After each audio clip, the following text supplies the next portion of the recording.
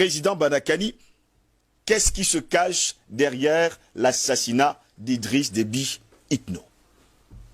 Mon cher Gauss, vous vous souvenez, puisque vous avez montré la typologie des soi-disant rebelles, parce que c'est Paris qui les a désignés comme étant des rebelles. Oui. Voilà. Je voudrais faire le parallèle avec la rébellion ivoirienne. Vous vous souvenez, non? On se souvient très bien. Il disait qu'il luttait pour la démocratie. Il luttait contre la dictature du président Gbagbo, dictature ethnocentrique. Cet ethnocentrisme qu'on a affublé au président Gbagbo et à son régime vient d'un article, d'une tribune signée, écoutez bien, par Achille Bembe et Célestin Monga, à l'époque, disant que Gbagbo était un chef tribaliste ethnocentrique et célébrant l'arrivée de Ouattara au pouvoir. Il n'y a pas de hasard. Il n'y a pas de hasard. Je dis bien, à l'époque, je vais me le rappeler, parce qu'il faut que les gens les démocrates impérialistes africains, là, il faut qu'on les mette devant leur réalité tous les jours. Celui qui est leur leader actuellement, puisque Macron l'a coopté, même pour penser notre avenir, Oui. d'après la France, a écrit une tribune, une grosse tribune signée, soutenant M. Ouattara et son projet, célébrant son arrivée au pouvoir et insultant Gbagbo. À l'époque, c'est le professeur Charlie Mbok au Cameroun qui nous avait rejoint, nous, qui étions sur les, tu le sais très bien, en première ligne pour défendre le président Gbagbo, oui, qui avait fait un article en tant qu'universitaire pour dénoncer Achille Bembe et Célestin Monga. Ce sont des faits.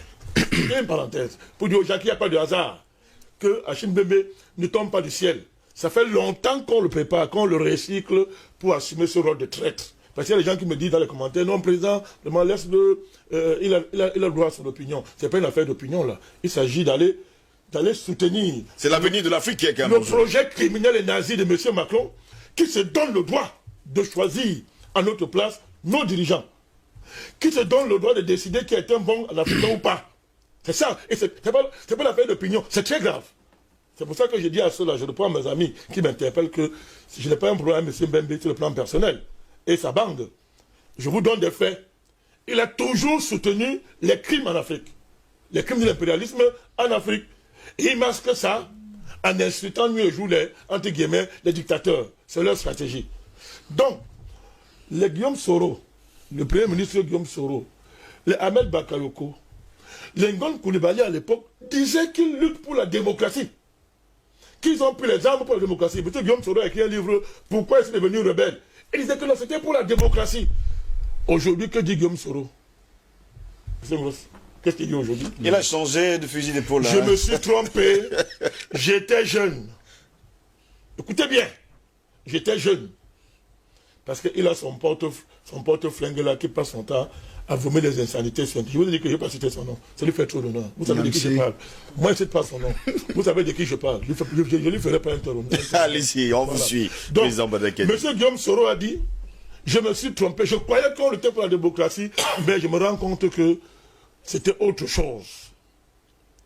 Nous luttions pour placer au pouvoir un président vendeur de drogue, qui va assassiner ses premiers ministres tous les jours, et qui va amener des microbes pour tuer les Ivoiriens. Guillaume Soro a eu la chance, le premier ministre, il est encore en vie. Mais Ahmed Bakayoko, quand il s'est rendu compte que ce n'était pas ça, il était trop tard, il était couché sur un lit quelque part. Et il s'est retourné vers Gbagbo qui l'insultait hier pour dire, je me suis trompé, cher aîné, cher papa. Ngon Koulibaly, le premier ministre, n'a même pas eu le temps de parler. On est venu l'accueillir à l'aéroport. Un président et son épouse qui viennent accueillir un premier ministre à l'aéroport. Déjà même vu en termes protocolaires. Mais on l'a accueilli à l'aéroport, on l'a accompagné, on l'a installé dans un conseil des ministres. Quand il a fini, il était mort. Puisqu'on savait très bien qu'il ne devait plus travailler, il devait aller se reposer. Voilà comment les rebelles, voilà comment les projets pour la démocratie portés par les rébellions se terminent. M. Ngoss, se terminent. Ce n'est pas nouveau. Faut-il dire aux Africains que c'est la même chose au Tchad?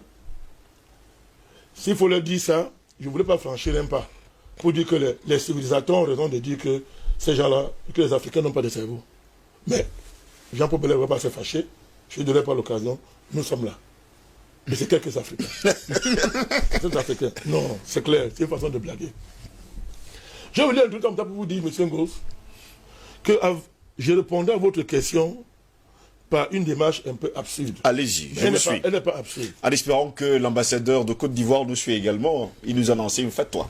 Allons-y. Depuis 10 ans, je ne reçois que leur fatwa. Tu vois, moi, je les réponds même pas. On continue le travail. Donc, il y a une propagande française qui est déversée sur les réseaux sociaux. Les services secrets français de bonne guerre ont créé des divers profils sur Internet et déversent des insanités pour dénigrer notre maréchalisme et nous amener à avoir honte du héros. Alors que moi, Bandakani, je le dis haut et fort, moi je suis le grand soutien des dictateurs africains. Moi, il ne me cache pas. Je vais vous dire ça. Moi, je soutiens les dictateurs africains, il ne me cache pas. Je suis fier de les soutenir. Parce que j'ai bien compris la différence qu'il y a entre eux et les nazis qui dirigent en Occident. J'ai bien compris la différence qu'il y a entre eux. Je suis fier du président Déby. Je vais vous démontrer tout de suite aux Africains qui nous suivent comment les arguments balancés sur Internet ne pèsent pas. On dit ok, il a mis ses enfants, ses frères, ses femmes, partout. Vous comprenez? Partout. Moi, je ne vais pas revenir sur le fait que le président Déby est musulman. Oui. Et en tant que tel, même sur le plan de sa religion, il a le droit d'avoir plusieurs femmes. On aurait voulu qu'il soit homosexuel, qu'il épousât plusieurs hommes. On aurait voulu qu'il épousât plusieurs hommes. C'est à la mode. Bon, on aurait voulu qu'il ressemble au premier ministre du Luxembourg, qui va être invité dans une réunion internationale et qui va débarquer avec un homme qui est devenu une femme. C'est ça qu'on aurait souhaité. Ça, c'est pour blaguer. Ça, c'est un argument de forme simplement pour s'amuser. Alors, moi, je dis donc ceci. OK. On va aller pas à pas. Lorsque on nous dit que, OK, il a placé sa famille partout. Monsieur Ngos, prenons le cas de la France. Vous connaissez combien de familles dirigent la France depuis 200 ans? Vous allez me le dire, hein, président. Ne vous inquiétez surtout pas. C'est une dizaine de familles. C'est une dizaine de familles. Dizaines de familles. La France a ces tribus-là. Les Bretons, les Occitans, les Normands, et tout ce que tu connais, c'est toi qui as... Les Corses, c'est tout ce qui va avec. Les Corses, monsieur Ngos. Ces tribus-là se plaignent tous les jours qu'il y a une race ésotérico-raciale qui est regroupée dans ce qu'on appelle les Hauts-de-Seine, Île-de-France, les Hauts-de-Seine, qui ont confisqué la richesse de la France depuis des siècles. Monsieur Mousse, depuis des siècles. Est-ce que pourtant, la France peut admettre qu'on dise que c'est un pouvoir ethno-racial qui gouverne la France? Monsieur Mousse, on peut admettre ça? N'est-ce pas ces Africains-là disent que c'était le pays de la grande démocratie? Que c'est le pays des Lumières? Alors que dans la réalité, les richesses de la France sont confisquées par le groupe que je viens de vous citer. Lorsque la France confisque 85% des richesses du Tchad et le diligente dans le compte qu'on appelait le franc CFA. Moi, je pose la question, M. Ngos. Cet argent-là avait la couleur des Goran, ça avait la couleur des Agawa, ça avait la couleur des Toubou. En ce moment-là, est-ce que quand la France confie les 85% là, elle dit que non, voici les tribus qui travaillent le plus, je vais vous rétrocéder 15%, vous travaillez moins que d'autres, je vous rétrocède de 25%, vous les Toubous, vous travaillez plus que les autres, je vous donne 45%. Mais quand il faut confisquer la richesse du Tchad pour amener dans le compte d'opération, mais il n'y a pas de tribu au Tchad en ce moment-là, M. Ngos. Il n'y a pas de tribu au Tchad. Comment peut-on distinguer, comment on fait, M. Ngos, pour privilégier l'origine tribale de Déby au détriment de son appartenance nationale? Est-ce que oui ou non Déby et ses frères sont des Tchadiens? Jean-Paul, je lui pose la question. Est-ce que oui ou non, le président Déby et ses frères sont des Tchadiens? Ou bien ces Africains qui gobent les saletés venues tout droit des services secrets français sont en train de dire que ce qu'on appelle Tchadien n'existe pas. Et que le Tchad est un assemblage, une juxtaposition de groupes tribaux qui sont prêts à se fondre dessus les uns sur les autres. C'est ça leur thèse. Moi, ça me rappelle ce qu'on disait au Cameroun à un moment donné, que le pouvoir est entre les mains de Yaoundé.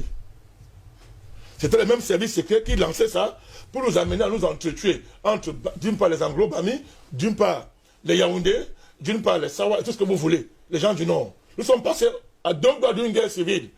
Pour se rendre compte après que quand les Français balançaient ça, ils passaient par derrière, ramassaient tous les bijoux de famille, toutes nos entreprises d'entreprises nationales, ils ont tous acheté ça pour maintenir en son temps le président Biya au pouvoir. Mais bizarrement, quand il s'agissait d'acheter les entreprises là, il n'y avait pas d'entreprise Yaoundé, il n'y avait pas d'entreprise Sawa, il n'y avait pas d'entreprise Anglo-Bani. Lorsque, aux États-Unis, il y a une succession de père en fils, c'est-à-dire Bush père à Bush fils, est-ce que pour autant, à l'époque, ces Africains-là ne continuaient pas à dire que l'Amérique, c'est la lumière de la démocratie? Ne continuent-ils pas à dire que l'Amérique, c'est le temple de la démocratie? Monsieur, je vous interpelle, vous, je vous prends en témoin. Lorsque, aux États-Unis, il y a des successions de père en fils, est-ce que pour autant on dit que ce n'est pas une démocratie? Qui ne sait pas que l'Amérique est le pays le plus inégalitaire du monde en termes de partition de richesses et que les richesses sont confisquées par l'État profond, depuis au moins 300 ans. Mais est-ce que pourtant, ces Africains-là continuent pas à dire que l'Amérique est le temple de la démocratie? La reine d'Angleterre, il n'y a pas de succession de père à fils, de mère à fils en Angleterre. Alors on nous dit qu'il y a un premier ministre n'importe quoi. Tout le monde sait qu'en Angleterre, le premier ministre est un figurant. Il baise la main de la reine d'Angleterre. C'est elle qui décide de tout. On le sait. Pourquoi l'Angleterre peut avoir des successions de père en fils et être une démocratie que nous devons imiter? Et quand il s'agit des Africains, on dit que non, non, vraiment, succession dynastique. Mais il y a un problème, mes chers amis. Il y a un problème sérieux dans notre tête. Hein? Il y a un problème sérieux dans notre tête, M. Goff. Lorsque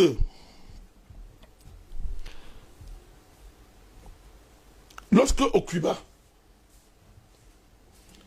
Fidel Castro s'en va et Raúl Castro Prend le pouvoir. qu'est-ce que nous, les révolutionnaires, on dit? Est-ce que nous, on dit que non, c'est père à fils? Nous regardons les performances de Raúl Castro, qui était dans tous les combats avec Fidel Castro. Oui ou non? Est-ce que le fils d'Ebi n'a pas été dans tous les combats avec son père? Tous les combats. À qui veut-on faire croire que c'était pour les Agawa qui faisaient ça? Donc quand Déby est venu intervenir au Cameroun, c'était pour les Agawa? Quand tu vas intervenir au Mali, c'est pour les Agawa? Quand partout, quand il aide la France, avec son armée virtuelle, au Mali, quand il va s'engager là-bas pour lutter contre les vrais terroristes, à tout moment-là, c'est quoi? Ce sont les Agawa qui masquent l'inefficacité et l'incompétence de l'armée française dans le Sahel. En ce moment-là, ce sont les Agawa?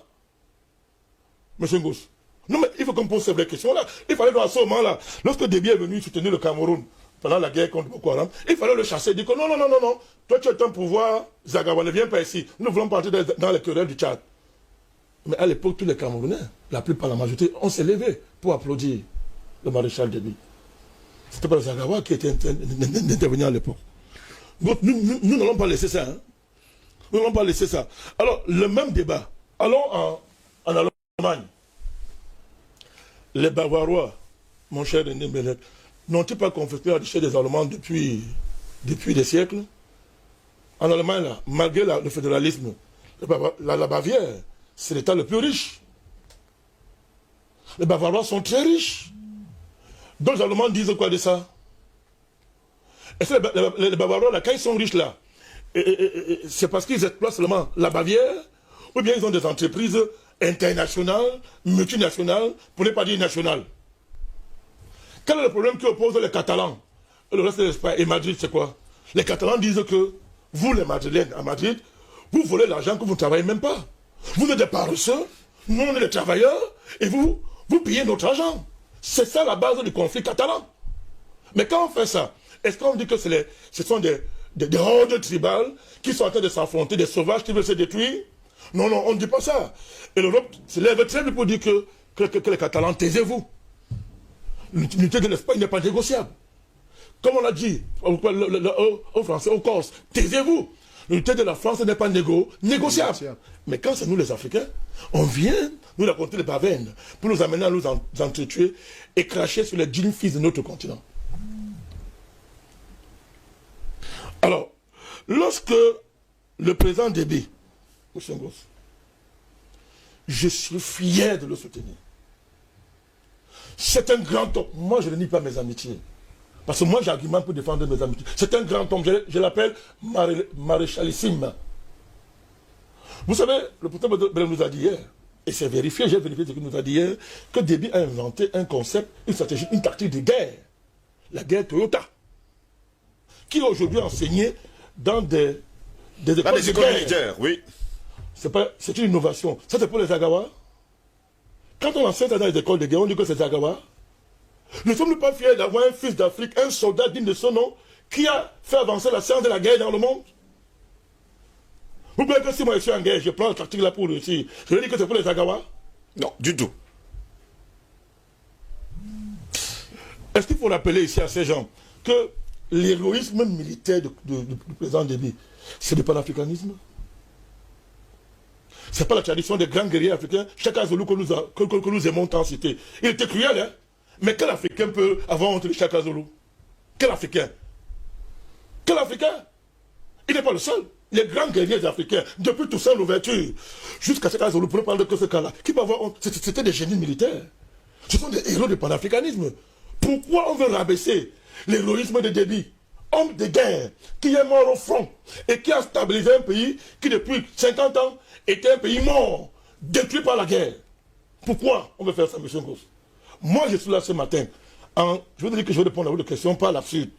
Vous voyez que je ne suis pas au sujet. Pas du tout. Je suis là ce matin pour dire que nous, les panafricanistes, nous sommes fiers du président Déby. C'est un grand Africain qui vient de se sacrifier pour la cause panafricaniste. Et que ceux qui sont dans la contre-courant là, ils perdent leur temps. Nous sommes debout. Et les projets français ne passeront pas. Président Badakani, justement, on en parle. Hein, jusqu'à preuve de contraire, Albert Anatola ici a bien compris. Pour lui, jusqu'à preuve de contraire, les organisations continentales ne servent absolument à rien. Et pour bon nombre, d'ailleurs, de nos téléspectateurs aujourd'hui, il faut un militaire à la tête de la République tchadienne. D'abord, il y a, je ne sais pas, Anatole, ici, à régler le problème des organisations, vraiment. Je pense que c'est là accordé trop d'importance que de parler d'elle. D'accord. Que de parler d'elle, vraiment. Il ne faut pas qu'on perde du temps. Ouais. D'abord, je voudrais dire que concernant ce téléspectateur oui. qui écrit pour dire qu'il faut un militaire à la tête de l'État tchadien, et il faut prendre ce qu'il dit au sérieux. Oui. Quand on connaît l'histoire du Tchad et quand on connaît les dynamiques des acteurs en présence au Tchad. C'est très sérieux ce qu'il est en train de dire. D'abord, je voudrais dire au nouveau président, le Mohamed Déby. Idriss Déby, oui. Les rapports de force sont en sa faveur. La France, malgré l'agitation qu'elle fait là, n'a pas les moyens aujourd'hui d'imposer une passe franca. C'est un peu la tête que je dis là. Oui. Une paix française au Tchad. Parce que la diversification géopolitique et des partenariats qui est faite aujourd'hui en Afrique donne des marges de manœuvre terribles au nouveau président. Au nouveau président. Macron lui-même sait pourquoi Macron court venir au Tchad. Attention. Il sait très bien que moins d'erreurs, c'est terminé pour la France. Il le sait. Vous savez pourquoi? Non, je vous dis, vous savez pourquoi? Les Russes sont à côté, à 2 pas en Centrafrique. Aussi simple que ça. Et Macron, c'est pour ça qu'il court là, il vient. Il enlève la honte, l'assassin géopolitique de Déby, il court, il vient. Parce qu'il sait que moins d'erreurs, il perdra le Tchad. Vous savez, ce n'est pas tous les crimes qui profitent à son auteur. Hein. D'abord, rarement les crimes profitent à leurs auteurs. C'est une question de temps. Rarement. Donc on est là dans un schéma classique de mettre la pression sur le comité militaire de transition pour négocier. Voilà. Tout à l'heure, le silence de Paris sur la liquidation de l'ordre constitutionnel, oui, parce que là, ici a soulevé ça. Le silence de Paris, mais elle, ça vous surprend. Parce que lui-même, il était dans quoi? Il était dans une dynamique de liquidation de l'ordre constitutionnel, en armant, en protégeant, en légitimant et en parrainant les rebelles. Donc, c'est même encore une preuve de plus que c'est la France qui a tué le président Déby. Parce que le fait de se taire, c'est ce que vous appelez effectivement une négation, une liquidation de l'ordre constitutionnel, est un indice important que c'est la France qui a dans cette affaire. Parce que la logique normale aurait été justement d'insister sur la continuité constitutionnelle. Mais c'est parce que Paris, lui-même était au cœur, au centre, et la tête pensante de la dynamique de liquidation, n'est-ce pas, de l'ordre constitutionnel par le montage d'un scénario de rébellion terroriste. Aussi simple que ça. Donc moi, ça ne me surprend même pas à ce niveau-là. Je terminerai par la question, tout à l'heure, quand Trois soulève la question des Africains impérialistes, des démocrates africains. Je ne vais pas approfondir ça, je terminerai par là. Le truc est très simple. Vous savez que, sur le plan politique, la lutte des classes, qui devrait être le corollaire naturel du développement capitaliste, de la domination du capitalisme sur le monde, parce que le schéma politique qui correspond au capitalisme, quand on veut le renverser, c'est la lutte des classes. La lutte des classes. Fondamentalement, c'est la lutte des classes. A été remplacé, les impérialistes ont remplacé ça par la lutte des races et la lutte des places. La lutte des places. Écoutez bien. Ce qu'on ne vous dit pas, c'est quoi? Tous ces prétendus démocrates africains estiment que, refusent de poser sur la table les vrais débats parce qu'ils estiment que leur tour de manger pas arriver. Attention, et la France joue dessus terriblement. Vous avez une classe moyenne, une partie de la classe moyenne africaine, qui, pour la plupart, quand ils ont assouvi, entre guillemets, parlons comme ça, leur soif de revanche sur la vie, par l'accès à un emploi ou par des affaires, qui, pour s'accomplir, ne rêvent que de conquérir le pouvoir. Ne rêvent que de conquérir le pouvoir. Et la démocratie, la rotation des élites au pouvoir, qui remplace la lutte des classes et le combat contre l'impérialisme, cette rotation permet à des familles sociales d'accéder aux privilèges du pouvoir.